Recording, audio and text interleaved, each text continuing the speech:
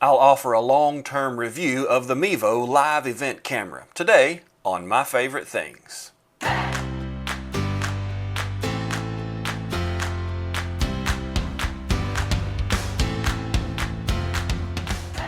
Mevo has been producing live event cameras for right at 4 years now. At the end of 2016, they produced their original Mevo.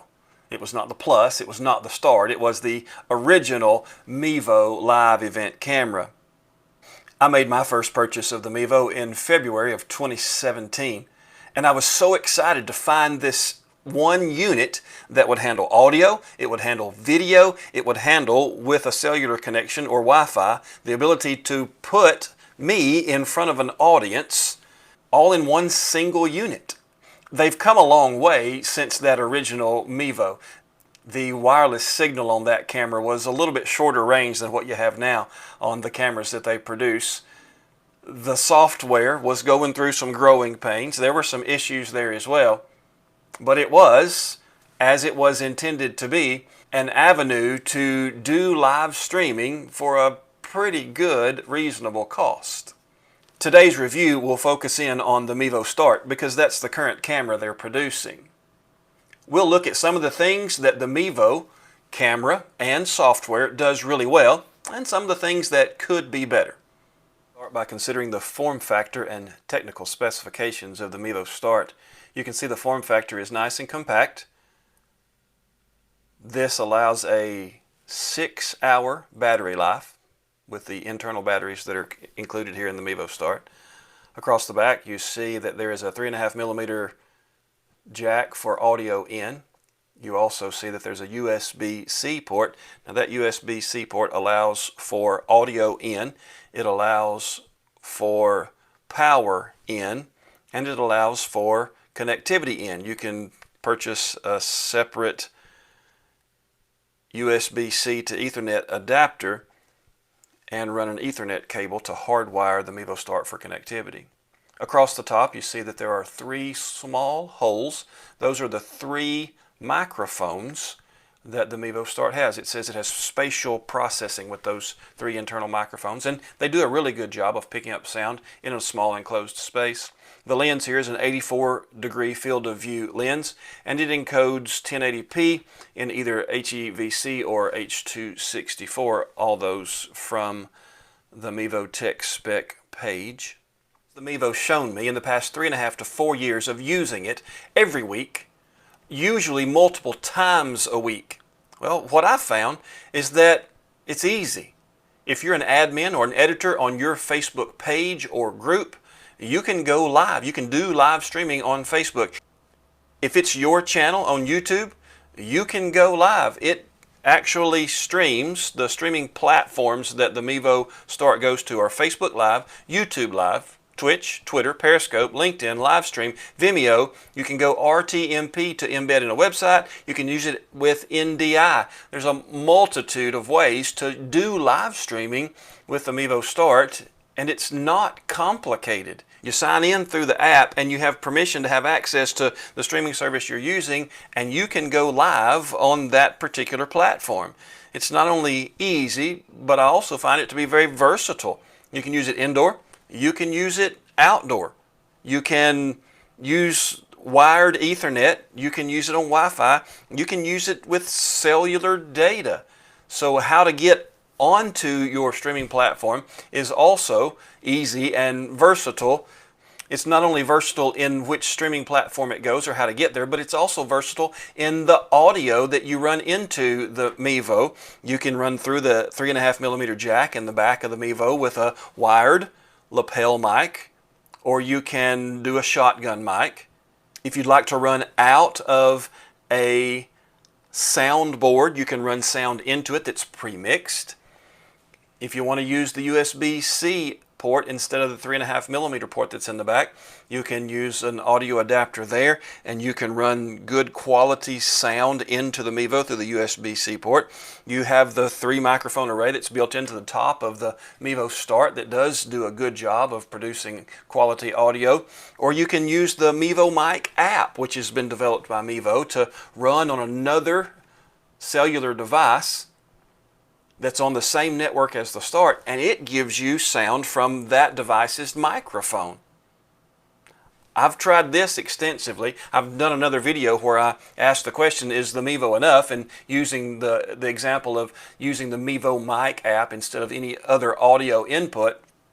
And I think that it is. I think the Mevo is enough. I think adding a whole lot of extra costly equipment is not necessary. It may enhance, but it's not absolutely necessary to get good audio into the Mevo. In my test that I ran for the Mevo Mic app, I used my iPhone 11 Pro Max. It was the current one at the time.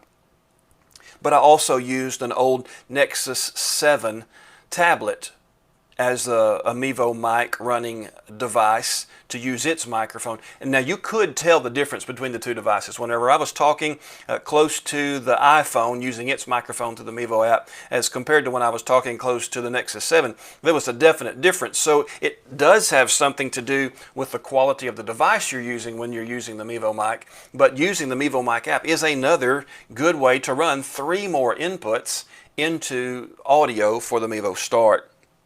Not only is it easy and versatile, but it's also current. The team at Mevo does a fantastic job of continually updating the Mevo app. They've brought in the Mevo Mic app as a separate standalone app that does in fact give you another way to put audio in. The updates that we have for the Mevo 2.0 app usually do enhance the usability of it.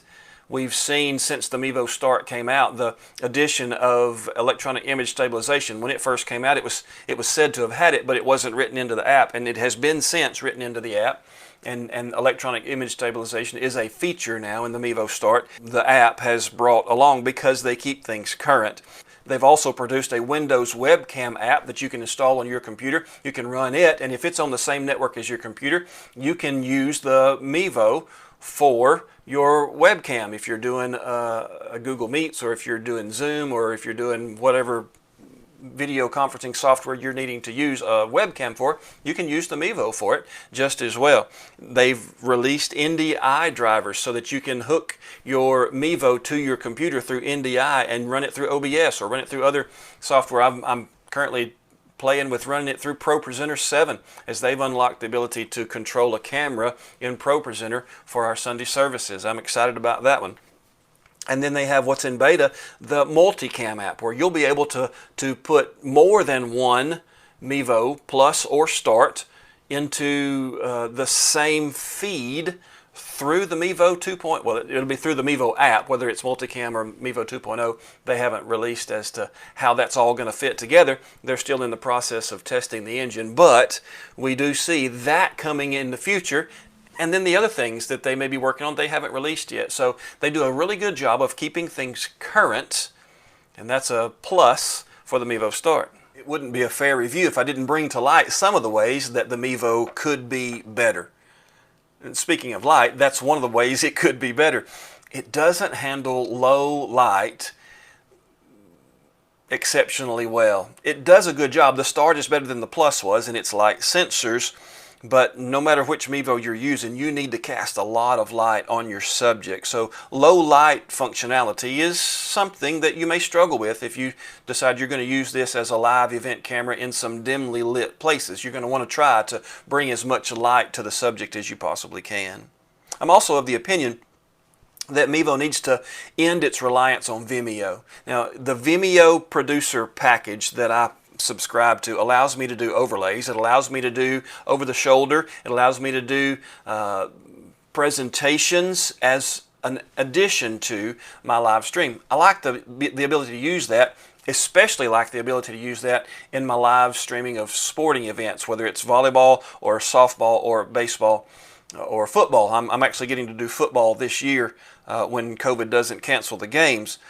But we have to rely on Vimeo and that team of folks to work really well together with the Mevo folks in order to retain that functionality. And I have seen just this past week on the Mevo Customer Group Forum on Facebook, I've seen many times where people are being asked to re-sign in to their Vimeo subscription. They're being asked to refresh that subscription, and things shouldn't have changed. And so they're having to rely on that third-party service in order to get the full functionality that so many of us enjoy with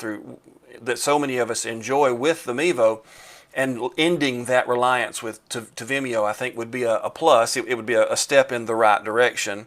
And to speak to the nature of live streaming itself, there are times when it is obvious that the internet connection that you have just won't carry a live stream. And so live streaming itself is internet dependent, but it's also platform dependent. There were many times over the past 3.5, 4 years that Facebook would decide to update their API on a Friday evening or a Saturday evening, and I'm needing to open up on Sunday morning and start streaming a church service, and I'm being told I have to update. I have to push this firmware upgrade, and I don't have time to do that. So it's platform dependent too. You can't do anything about those kinds of things, whether it's internet dependence or whether it's platform dependence. You're using a live stream to be on someone's platform. So I get that. Not that anything could be changed there, but it is a truth of what live streaming is. And so sometimes, instead of live streaming, recording and uploading is a better choice. Now, the Mevo does a fantastic job of recording to upload later, but I know that sometimes when you're at that baseball game, or you're at that volleyball game, or you're at that softball game, the folks back home are wanting to see it live. They don't want to wait and watch it later when they already know how the score is going to turn out. But sometimes your best option is to record and upload later because of the nature of live streaming. It shouldn't be any secret that I think the Mevo system of cameras is the best answer to budget live streaming. I recommend this to all of my friends, and so as I look through the list that I made of things that the Mevo does well and the things that it could be better about the Mevo system, the positives far outweigh the negatives. I'd like to hear your opinion about it as well.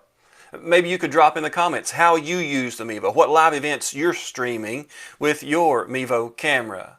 If you haven't yet subscribed to this channel, would you consider subscribing, liking this video, maybe even clicking on that notification bell so the next time I produce content, it'll come straight to you.